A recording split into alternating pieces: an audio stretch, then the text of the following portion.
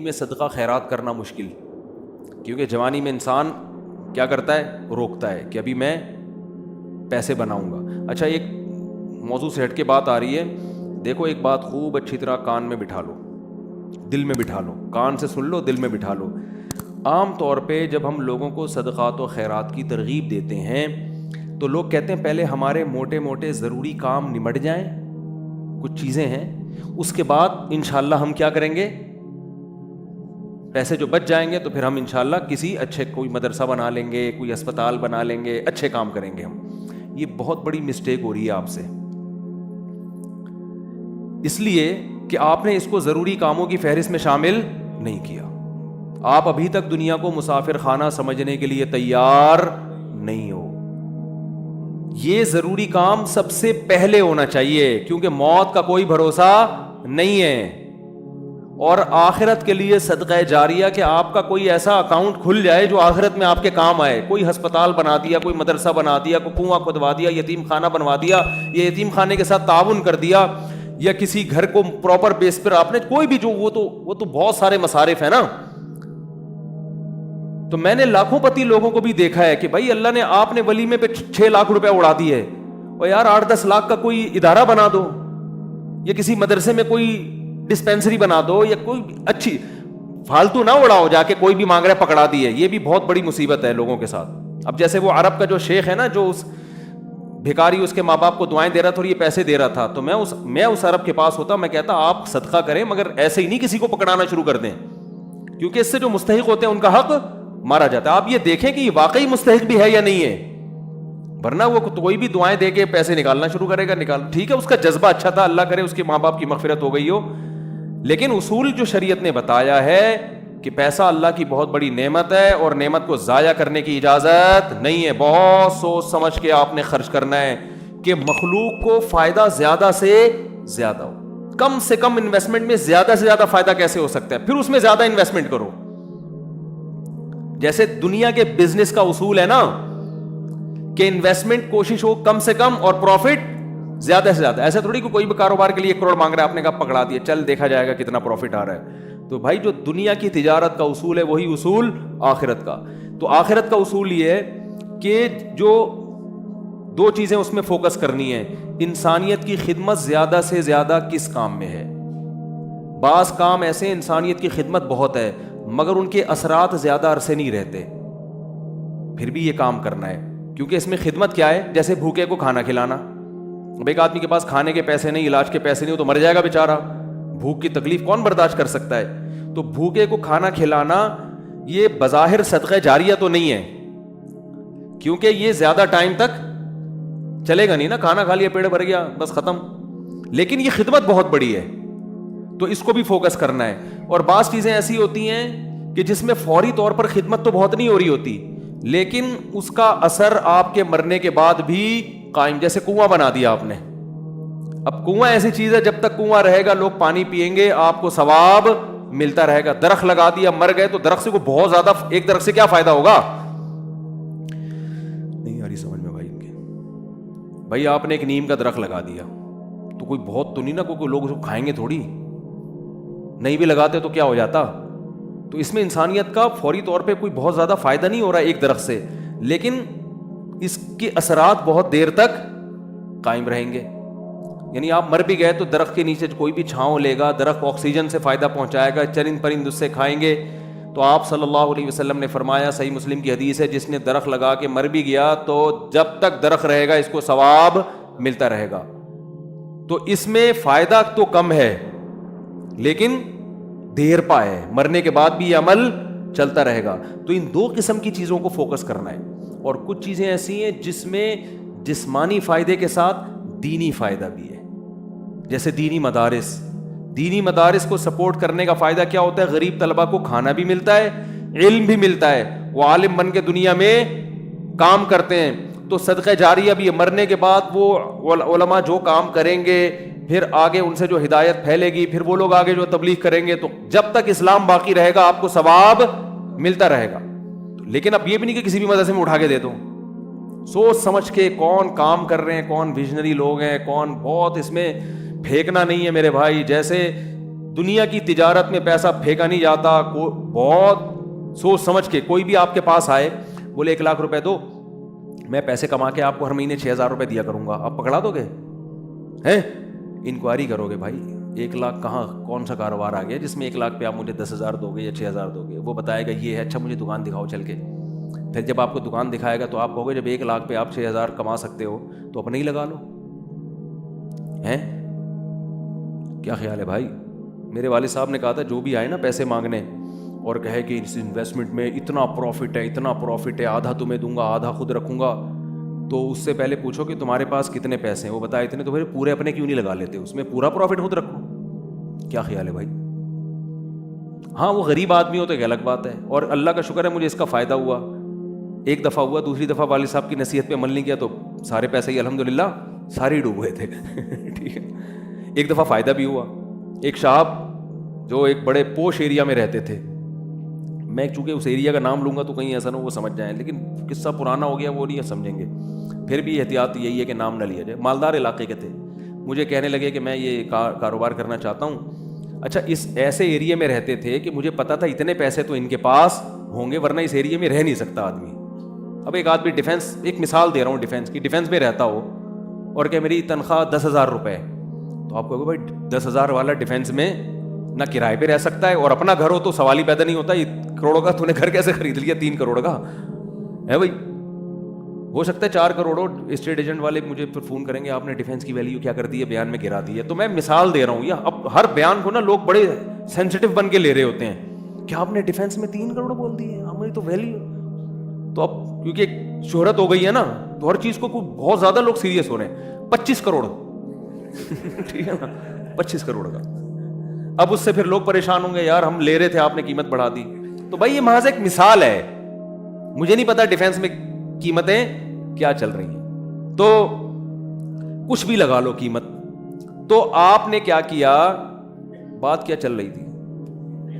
ہاں بندہ میرے پاس آیا, رہتا پوش ایریا میں, مالدار علاقے میں, مجھے کہنے لگا آپ مجھے پیسے دو, میں یہ چیز خرید کے بیچوں گا, آدھا پروفٹ آپ کا آدھا میرا. تو مجھے ابا کی بات یاد آ گئی. میں نے کہا جو اتنے انویسٹمنٹ آپ مجھ سے کروا رہے ہو تو یہ چیز آپ خود خرید کے بیچ دو پورے پیسوں کی, پورا پروفٹ آپ کا, مجھے آدھا کیوں دے رہے ہو؟ انویسٹمنٹ جو مجھ سے کروا رہا ہے اور آدھا پروفٹ دے رہا ہے, اس کا مطلب وہ رسک لینے کے لیے تیار نہیں ہے. بولے ڈوبیں تو اس کے ڈوبیں, اس کا مطلب آپ کو خود پتا ہے کہ یقینی پروفٹ نہیں ہے. سمجھتے ہو کہ نہیں سمجھتے؟ تو کسی کو پیسے دینے سے پہلے جیسے انکوائری کرتے ہو نا, صدقہ خیرات سے پہلے بھی ایسے انکوائری کیا کرو, کیونکہ آپ کے پاس لامحدود رقم نہیں ہے. غیر مستحق کو دینے کا سب سے بڑا نقصان یہ ہے کہ مستحق لوگ رہ جاتے ہیں. لوگ کہتے ہیں کسی غیر مستحق کو چلا گیا تو کیا ہے, او بھائی پھر اتنے پھر مستحقین رہ جائیں گے اس سے, اور ثواب کمانا ہے نا تو ثواب تو جب ہی ملے گا جب آپ کا پیسہ صحیح جگہ پہ جائے گا. جو غیر مستحق ہو اس کو ہدیہ دے دیا کرو بھائی دوستی یاری میں, کہ چل یار گفٹ ہے. بات آ رہی ہے سمجھ میں؟ تو یہ میں اہم پوائنٹ کی بات بتا رہا ہوں کہ 2 جگہ خرچ کرنا ہے, ضرورت اور دوسرا جس کا اثر دیر پاؤ. تو صدقہ جاریہ بھی اچھی چیز ہے, اور انسانیت کی ضرورت پوری کرنا. آپ کہہ سکتے ہیں یار ایک بھوکے کو کھانا کھلا دیا, پیٹ بھر گیا, تو وہ تو بس ایک ثواب مخصوص مل گیا تو اب تو ختم نا. صدقہ جاریہ تو قیامت تک رہتا ہے. یہ اس لیے بتا رہا ہوں کہ ہم بعض دفعہ لوگوں کو بتاتے ہیں کہ یار یہ دیکھو یہ غریب ہے, اس کو بیوہ ہے, اس کے گھر میں راشن ڈال دو. کہہ رہے ہیں نہیں ہم تو صدقہ جاریہ چاہتے ہیں. تو یاد رکھو صدقہ جاریہ کے اپنے فضائل ہیں کہ وہ چلتا رہے گا آپ کا, لیکن بھوکے کو کھانا کھلانے کے, اس کی ضرورت پوری کرنے کے اپنے, وہ ثواب تھوڑا ہے لیکن وزنی بہت ہے. وزنی کیسے؟ حدیث میں آتا ہے قیامت کے دن اللہ اعلان کریں گے, جب میدان حشر ہوگا نا, بہت سختی کا دن ہوگا, تو اللہ اعلان کریں گے کہاں ہیں وہ لوگ کہ جب میں بھوکا تھا تو انہوں نے مجھے کھانا کھلایا, میں پیاسا تھا تو انہوں نے مجھے پانی پلایا, آج ان بھوکوں کو میں کھلاؤں گا کیونکہ انہوں نے مجھے کھلایا تھا. جیسے ہوتا ہے نا, آپ کو بھوک لگ رہی تھی, کسی نے آپ کا اکرام کیا, تو اب آپ کو کہیں وہ بھوکا نظر آئے تو آپ سب سے پہلے اس کو کھلاؤ گے نا. یار میں ٹی وی میں آ رہا ہوں کیا ہیں, تھک گئے ہیں تو بیان ختم کر دیتا ہوں, بس ویسے ہی بھی ختم ہونے والا ہے. دیکھو غیرت مند انسان کیا کرتا ہے, آپ بھوکے تھے, اور آسان مثال, آپ کی گاڑی میں پیٹرول ختم ہو گیا, آپ نے پیٹرول پمپ والے سے کہا یار تھوڑا سا ڈال دو, پیسے بعد میں دے دوں گا میں آپ کو, ابھی جیب میں ہے نہیں. اس نے کہا چل یار ڈال دیا پیٹرول, میں اپنے پیسوں سے ڈال رہا ہوں, جاؤ یار. ایک دن کیا ہوا, اتفاق سے آپ پیٹرول پمپ کے مالک بن گئے. وہ آیا گاڑی لے کے, پیٹرول نہیں ہے, لائن لگی ہوئی ہے, بہت سے غریب آ گئے بغیر پیٹرول کے نا ٹھیک ہے نا. اب آپ کے پاس محدود پیٹرول ہے تو آپ کس کی گاڑی میں ڈالو گے؟ آپ اعلان کرو گے بھائی جنہوں نے میری بائک میں یا گاڑی میں پیٹرول ڈالا تھا نا وہ بندہ آگے آ جائے, اس کو تو اس کی ضرورت تو پوری کرنی. تو ایک عام انسان جب یہ کام کرتا ہے تو اللہ تو غیور ہے بھائی, تو اللہ اعلان کرے گا بھوک اور پیاس میں لوگ تل ملا رہے ہوں گے, اللہ کہے گا سب سے پہلے ان کو کھلاؤں گا جنہوں نے جب میں بھوکا تھا مجھے کھلایا, جب میں پیاسا تھا مجھے پلایا. تو لوگ کہیں گے اللہ تو کہاں بھوکا ہو سکتا ہے؟ تو اللہ کہیں گے میری مخلوق میں فلاں شخص بھوکا تھا, تو اس کا بھوکا رہنا ایسا ہی ہے جیسے میں, کیونکہ حدیث میں آتا ہے الخلق عیال اللہ, جیسے گھر کا کوئی سربراہ ہوتا ہے نا, تو بچے بھوکے ہوں گے تو تکلیف کس کو ہوتی ہے؟ باپ کو ہوتی ہے کہ نہیں ہوتی ہے؟ تو آپ صلی اللہ علیہ وسلم نے فرمایا اللہ کی مخلوق بھی ایسے جیسے اللہ کے اہل و عیال, اللہ کا تو اہل و عیال نہیں ہوتے لیکن مثال دی ہے, ایسے ہی ہے. اللہ کو ان کی فکر ایسے ہی ہے. وہ الگ بات ہے بہت سے بھوکے مرتے ہیں, یہ اللہ کی تقدیر ہے, یہ اللہ کی حکمت ہے, دنیا کو اللہ نے ایسے ہی چلایا ہے کہ کسی کو ملے گا کسی کو نہیں ملے گا. یہ اب اس میں تو اللہ سے نہیں الجھ سکتے, لیکن اللہ اعلان کرے گا کہ میری مخلوق میرا خاندان تھی, گویا کہ اللہ کا خاندان نہیں ہوتا, یعنی میرے ماتحت تھی اور میں لوگوں کے ذریعے لوگوں کو کھلاتا ہوں. تو جب میں بھوکا تھا تو فلاں کا بھوکا ہونا ایسا ہی ہے جیسے میں بھوکا. تو اس سے پتہ چلتا ہے کسی بھوکے کو کھانا کھلانا ایسے جیسے آپ کس کو کھلا رہے ہو؟ اللہ کو. تو اگرچہ یہ صدقہ جاریہ نہیں ہے لیکن بھائی ایک نیکی ہے, لیکن یہ وزنی بہت زیادہ ہے. تو ان دونوں مدوں میں خرچ کیا کرو. کرو گے کب؟ لوگ کہتے ہیں اچھا ٹھیک ہے, وہ ایک دو کو تو کھلا دیتے ہیں, جو بڑا اماؤنٹ ہے نا, جیسے اپنی شادی بیاہ پہ خرچ کرتے ہیں, گاڑیوں پہ خرچ کرتے ہیں, مکان پہ خرچ کرتے ہیں, اس ٹائپ کا اماؤنٹ اللہ کے لیے خرچ, اللہ کے لیے بس وائپر والے کو 20 روپے. اب تو 20 ریٹ تھوڑے بڑھ گئے, ورنہ 5 پہ چل رہے تھے, وہ پھر کھلا مانگ بھی رہے ہوتے تھے. وہ پھر کیا مانگ رہے ہوتے تھے؟ ایک آدمی نے کسی فقیر سے کہا کہ ایک فقیر کسی آدمی کے پاس آیا کہ اللہ کے نام پہ نا پتہ نہیں کچھ چائے پلا دو یا کچھ کھانا کھلا دو. تو اس نے 100 کا نوٹ نکالا, بولا کہ 50 روپے ہیں. اس نے کہا ہاں. اس نے کہا کہ 50 روپے دے گا واپس لے. اس نے کہا پہلے وہ اس سے پی لو جا کے.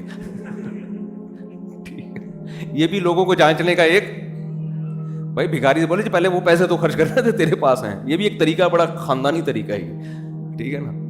تو کیا بات کر رہے تھے یار, اصل میں آج میں اتنا صبح سے گھوم رہا ہوں نا, آج میں 1 منٹ کے لیے نہیں بیٹھا ہوں. صبح سے یہ کام وہ کام, ادھر ملاقات, ادھر جاؤ, فلاں ملتان سے آئے, فلاں خانے وال سے آئے, فلاں جماعت آئی ہوئی ہے, فلاں یہ ہو رہا ہے. کھوبڑی سارا دن گھوم کے نا جب بیان میں بیٹھتا ہوں تو وہ اتنے مختلف قسم کے سگنل آ رہے ہوتے ہیں کہ اس کو گچی سے پکڑنا کیا ہوتا ہے, بہت مشکل ہوتا ہے کہ یار پوائنٹ سے ہٹے نہیں. تو ہاں میں یہ عرض کر رہا تھا, جلدی سے بات سمیٹ کے ختم کرتا ہوں, کہ لوگ یہ کہتے ہیں کہ پہلے موٹے موٹے کاموں سے فارغ ہو جائیں, یہ بھی, اس کے بعد جب بچا کے بڑھاپے میں بالکل اینڈ میں جا کے اتنے پیسے کسی مدرسے کو دے دیں گے. نبی صلی اللہ علیہ وسلم نے فرمایا انسان ساری زندگی, حدیث کا مفہوم ہے, مال جمع کر کے رکھتا ہے اور کہتا ہے کل خرچ کروں گا, کل خرچ کروں گا, کل خرچ کروں. پھر جب بڑھاپا آتا ہے کہتا ہے یہ فلاں کے لیے اور یہ فلاں کے لیے. فرمایا وقت کان علی فلان, اب تو وارثوں کا حق اس پہ ہو گیا. اب تو وارث کہیں گے ابا ہمیں محروم کرنے کے لیے, اپنی تو ساری عیاشی ابا نے کر لی. اب جب ابا کا انا للہ ہونے والا ہے, دنیا سے جانے والے ہیں, اب بچوں کو نظریں ہوتی ہیں دو دکانیں ابا کی میرے حصے میں آئیں گی. چلو ابا سے ایسی لالچ تو نہیں کرنی چاہیے, لیکن بہرحال پتہ ہے کہ یار چلو ابا نے بنائی, اب ہمارے کام آئیں گی. اب ابا کیا کر رہے ہیں, فلاں 2 دکانیں مدرسے کو دے دو, فلاں فیکٹری کو دے دو, یتیم خانے کو دے دو. تو اس میں نقصان کس کا ہو رہا ہے؟ کیونکہ اب تو ابا کو ضرورت نہیں ہے. تو نہ کرنے سے یہ بھی پھر بھی بہتر ہے, 1/3 کے اندر کہ بچوں کو نقصان نہ ہو. اگر بچوں کو نقصان ہو رہا ہے پھر تو یہ بالکل صحیح نہیں ہے. حدیث میں آتا ہے کہ آخر عمر میں نا اس طرح سے صدقہ کر دینا کہ بچے دوسروں کے محتاج بن جائیں. آپ صلی اللہ علیہ وسلم نے اس کی اجازت نہیں دی ہے. لیکن اگر بچوں کے لیے اتنا چھوڑ کے جا رہے ہو آخر عمر میں کہ وہ اپنے پاؤں پہ اچھی طرح کھائیں گے پیئیں گے, تو پھر 1/3 آپ صدقہ بھی کر سکتے ہیں, جائز ہے, اور اس کا بھی ثواب ملے گا. لیکن میرے بھائی یہ خاندانی صدقہ نہیں کہلائے گا، اس لیے کہ آپ نے تو بھرپور عیاشی کر لی نا. آپ کی تو 4 شادیاں معذرت کے ساتھ ہو گئیں، ایک جس کی ہو گئی ان کی بات کر رہا ہوں، اور آپ کی تو جناب یہ بھی ہو گیا وہ بھی ہو گیا، سارے کام ولیموں پہ بھی اڑا دیا اور انویسٹمنٹ بھی دبا کے کر لی، کاروبار بھی ہو گیا، سب کچھ مزے تو اڑا لیے نا آپ نے. تو یہ نبی کی نظر میں افضل صدقہ نہیں ہے. افضل صدقہ یہ ہے، آپ صلی اللہ علیہ وسلم سے صحابی نے پوچھا یا رسول اللہ سب سے بہترین صدقہ کون سا ہے؟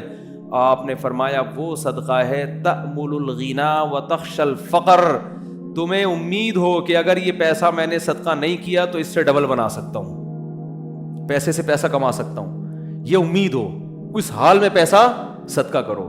اور یہ بھی ڈر ہے کہ اگر کر دیا تو فیوچر میں غریب نہ ہو جاؤں. اس ملی جلی کنڈیشن میں جو صدقہ ہوگا نا وہ کیا کہلائے گا؟ خاندانی صدقہ. سمجھ میں نہیں آ رہی بات؟ تو اس لیے صدقات و خیرات میں یہ نہیں کہہ رہا، یہ تو حدیث میں بھی منع ہے کہ اتنا کر دینا کہ کل لوگوں کے محتاج بن جائیں، یہ تو جائز ہی نہیں ہے نا، کہ اپنے ضروری جو بیوی بچوں کے ہیں وہ تو بہرحال، لیکن صرف اتنا کر لیں کہ آپ جب یہ کہتے ہیں نا کہ میرے یہ چند ضروری کام ہو جائیں تو پھر میں یہ کروں گا، یہ الفاظ غلط ہیں. آپ یہ کہیں کہ میرے چند ضروری کاموں میں ایک اہم ترین کام یہ بھی ہے، تو یہ والا کام بھی ان ضروری کاموں کی طرح ترجیحی بنیادوں پہ کرنا ہے، اور یہ چند ضروری کام جس میں یہ بھی ہو جائیں تو پھر میں کیا ہو جاؤں گا؟ فری، پھر میری مرضی میں جہاں چاہے صدقہ کروں. بہت مشکل ہے بات سمجھانا. تو بڑی انویسٹمنٹ جیسے بزنس پہ کرتے ہیں، بڑی انویسٹمنٹ جیسے شادی پہ کرتے ہیں، بڑی انویسٹمنٹ جیسے اپنے بچوں کی ایجوکیشن پہ کرتے ہیں، ایسے ہی ایک آدھ بڑی انویسٹمنٹ آخرت کے لیے بھی کرنی چاہیے. سمجھا پا رہا ہوں اپنی بات کو؟ لیکن وہ خاندانی انویسٹمنٹ ہو، مرے تو پتہ چلے کہ یار ایک ہسپتال ہے چل رہا ہے بھائی غریبوں کے لیے. سمجھتے ہو گے نہیں سمجھتے ہو؟ دیکھو گورے بھی بڑی بڑی انویسٹمنٹ کرتے ہیں لیکن ان کا کوئی بچوں کا ان پہ ٹینشن نہیں ہوتی نا، نہ بیوہ کا خیال ہے ان کو، نہ بچوں کا خیال ہے. آپ کے لیے صدقہ کرو گے ثواب ملے گا، کیونکہ آپ تو پوری فوج چھوڑ کے جا رہے ہو اگر میرے بیان سنتے ہو. کیا خیال ہے؟ ٹھیک ہے نا، پوری فوج ہے آپ کی. تو دونوں. اور پھر عجیب بات ہے، آپ نے اس نیت سے نہیں کرنا کہ ریٹرن ملے گا، اسی نیت سے کرنا ہے کہ میں نے جو خرچ کیا وہ گیا، ختم، بس دنیا میں نیکی کر دریا میں ڈال. لیکن ویسے میں ایک جنرل نالج کے لیے بتا رہا ہوں کہ اللہ ڈبل کر کے دیتا ہے واپس، بلکہ اور بڑھاتا ہے، پھر دیتے جاؤ گے بڑھاتا جائے گا، دیتے جاؤ گے حدیث میں آتا ہے ما نقصت صدقۃ من مال، صدقے سے مال میں کبھی بھی کمی نہیں ہوتی نہیں ہے. لیکن آپ نے یہ نیت نہیں کرنی، آپ نے یہ نیت کرنی ہے کہ میں دے رہا ہوں اور مجھے نقصان نہیں ہوگا اس کا، میرا کاروبار بھی کم ہو جائے گا اور میرے گھر میں بھی تھوڑا خرچہ کیا ہو جائے گا. یعنی میری اپنی بیوی بچوں سے تو خرچہ مت روکو، ان کو نہ بھیڑ چڑھاؤ اپنے توکل کی، ٹھیک ہے نا. اپنا میری گاڑی تھوڑی سی سستی ہو جائے گی، یہ ہو جائے گا وہ ہو جائے گا، اپنے اوپر تو رکھ کے سب کچھ کرو. یہ نیت یہی کرو کہ یار کم ہی ہو جائے گا. لیکن ویسے میں جنرل نالج کے لیے بتا رہا ہوں کم ہوتا نہیں، کیونکہ اگر آپ نے نیت یہ کر لی نا کہ بڑھ جائے گا، پھر نہیں بڑھے گا، پھر نہیں بڑھے گا. اور اس میں بات جا کے کمپلیٹ ہو جائے، لیکن اس میں آپ نے یہ دیکھنا ہے آپ میں توکل کتنا ہے. صحیح ہے نا. کل آزمائش آئی تو ایسا نا یار مجھ سے آپ کا بیان ہی گلے پڑ گیا یار، تو کوئی بات نہیں، پہلے یہ والے بھی کر لو پھر کر لو. تو خاندانی نہ ہو، غیر خاندانی صدقہ بھی ہو تو چلو صدقہ تو ہو گیا نا. تو خاندانی صدقے کے لیے تھوڑی سی کھوپڑی بھی خاندانی ہونی چاہیے، تو یہ ظرف بھی ہونا چاہیے اسی حساب سے، تو اپنی حیثیت دیکھ کے. لیکن میرا مقصد صرف یہ ہے کہ یار کچھ تو انویسٹمنٹ آخرت کے لیے بھی جوانی میں جب آپ کو ضرورت ہے، بڑھاپے کے لیے نہ رکھو. بڑھاپے میں اللہ اور توفیق دے دے گا. اور صدقہ ایسی چیز ہے جس کو ایک دفعہ عادت پڑتی ہے نا پھر ہاتھ رکتا نہیں ہے اس کا. آدمی بعض دفعہ ایک بڑا اماؤنٹ خرچ کرتا ہے کہ یار یہ میں بڑا اماؤنٹ خرچ کر رہا ہوں بس تاکہ ایک دفعہ ہو جائے، کل مروں کوئی بھروسہ نہیں، کل مر جاؤں تو صدقہ جاریہ ہوگا. تو ایک دفعہ کرو گے نا عادت ایسی پڑتی ہے اس کی، پھر کل دوبارہ یہ سوچ کے دوبارہ کرو گے. یہ اللہ کی طرف سے ایک نعمت ہے کہ جو کرتا ہے پھر اللہ اس کو صدقے کرنے کی توفیق دیتا رہتا. تو یہ سب سوچ سمجھ کے. تو ہاں اچھا، اس میں پھر 2 کام کرنے ہیں. کچھ صدقے تو پبلک کو دکھا کے کرنے ہیں، اپنے بچوں کو بھی بتاؤ، بیوی کو بھی بچاؤ، بھائی کو بھی بتاؤ، رشتہ داروں کو بھی بتاؤ. کیونکہ قرآن میں جگہ جگہ آتا ہے کہ نیک لوگ چھپا کے بھی صدقہ کرتے ہیں اور علانیت. دکھانے کا فائدہ یہ ہوگا پبلک کو ترغیب ہوگی کہ یار اس نے جب یہ ہسپتال بنا سکتا ہے، مدرسہ بنا سکتا ہے، یتیموں کی مدد کر سکتا ہے اور نہیں مرا ماشاءاللہ کھا رہا ہے، کچھ ہمیں بھی عبرت حاصل ہوگی کہ نہیں ہوگی.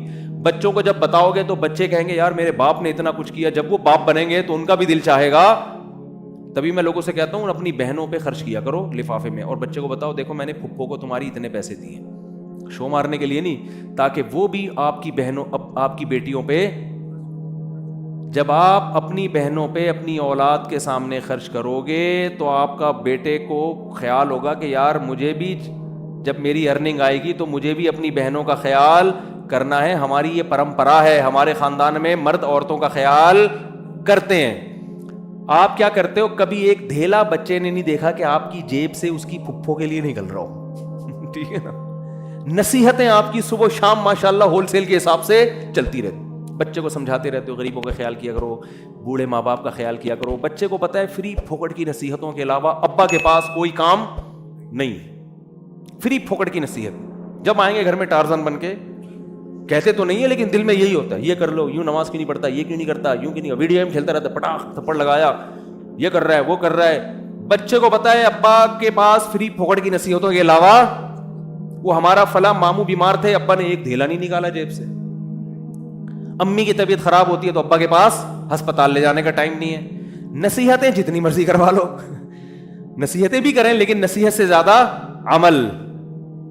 بات آ رہی ہے سمجھ میں. ایک صاحب تھے, وہ نا بہت زیادہ صدقہ کرتے تھے, امریکہ میں ہیں وہ. میں نے ان سے پوچھا, میں نے کہا یار آپ ہر مہینے کچھ نہ کچھ کرتے رہتے ہو اتنی, اور وہ ایسی قوم سے تھے جو کنجوسی میں مشہور ہے. میں نے ان سے پوچھا آپ کی قوم کیا ہے, میرا خیال تھا کوئی سید ہاشمی قریشی ہوں گے, کوئی وہاں کے مکہ مدینہ کے اتنے سخی. تو انہوں نے کہا یار ہم وہ قوم کا نام لیا جو کنجوسی میں جس پہ لطیفے بنے ہوئے ہیں. میں نے کہا اس قوم کے ہو کے آپ اتنے ماشاءاللہ. تو انہوں نے کہا یار میرے باپ کو ہم نے بہت صدقہ کرتے ہوئے دیکھا ہے, تو بس ہم نے ابا سے سیکھی, ہماری یہ بلڈ میں یہ چیز شامل ہو گئی ہے, نہیں کرے تو ہمیں سکون نہیں ملتا. میں نے کہا یار بڑے خاندانی ہو. میں نے کہا یار کبھی آپ کو دکھاؤں گا بھائی اس قوم پہ لطیفے بنانا چھوڑ دو. قوموں پہ لطیفے ہیں نا, ایک قوم بڑی کنجوس مشہور ہے, ان کے یہاں جب بچہ پیدا ہوا نا تو سب آئے مبارکبادی کے لیے, سارے جمع ہو گئے. تو بچہ کہتا ہے ابھی سارے یہاں جمع ہو گئے, دکان پہ کون بیٹھا ہوا ہے, تم سب یہاں گئے مبارکباد دینے کمبختوں. یعنی اتنی اللہ نے اس بچے کو قوت گویائی عطا فرمائی, یہ بلڈ میں آ جاتی ہے نا چیز. تو بچے کو عقل نہیں ہے, شعور نہیں ہے, لیکن اس کے جینز میں یہ چیز آ گئی ہے کہ بھائی دکان کا بھائی آدھے ابھی آ جاتے ہیں, آدھے کسٹمر کو سنبھالتے.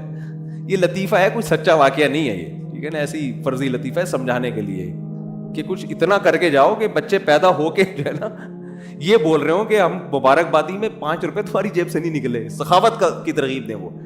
تو خیر کچھ چھپا کے کچھ دکھاؤ, اور کچھ کیا کرو ایسا چھپاؤ کہ وہ حدیث میں آتا ہے دائیں سے دو بائیں کو پتہ نہ, بھول جاؤ. نیکی کر کے دریا میں ڈالنا جسے کہتے ہیں, خود بھی بھول جاؤ کہ میں نے کوئی نیک کام کوئی صدقہ کیا, کسی غریب کو کھلایا بھی ہے کہ نہیں کھلایا. جیسے عرب لوگ کرتے ہیں نا, آتے ہیں بیٹھ جائیں بھائی,